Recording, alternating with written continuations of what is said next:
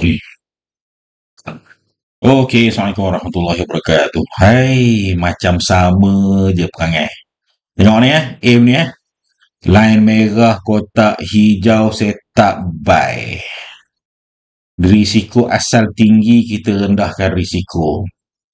Sesi malam pun dia duk ulang benda yang sama. Mana dia? Line merah juga line merah, kotak hijau.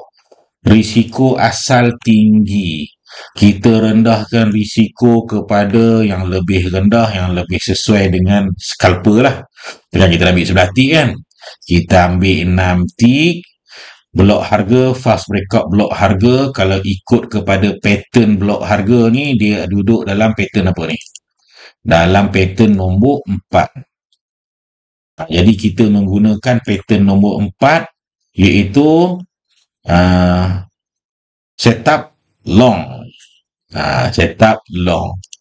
Jadi dia boleh tahan dengan tu, naikkan tu. Sebab biasanya kalau fast breakout blok harga ni, dia penting untuk kita tahu fast breakout ni. Fast breakout ni akan menyebabkan seseorang kecewa.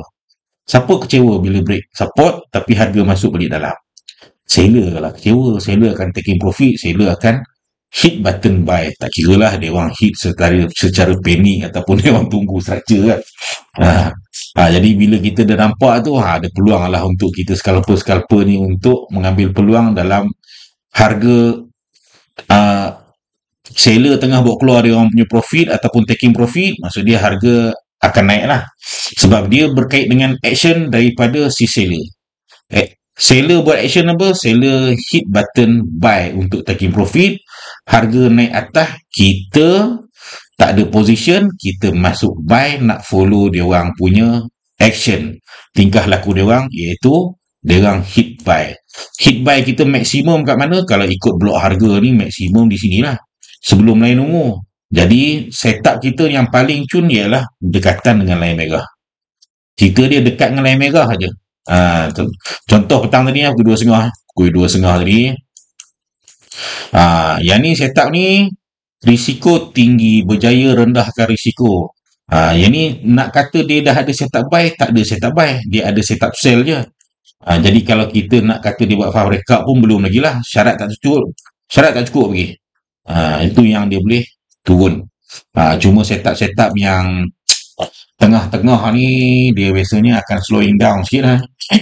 Volume dah letih lah agak kan. Ni setup awal ni. Ini dia awal-awal minit pertama, kedua, ketiga, keempat, kelima ni, sampailah minit 10 ni, sehingga setengah jam awal. Kemudian selepas 30 minit selepas tu dia punya bergerak turun pun sikit, bergerak naik pun sikit, tak sampai lah 10 tick bergerak naik turun tu.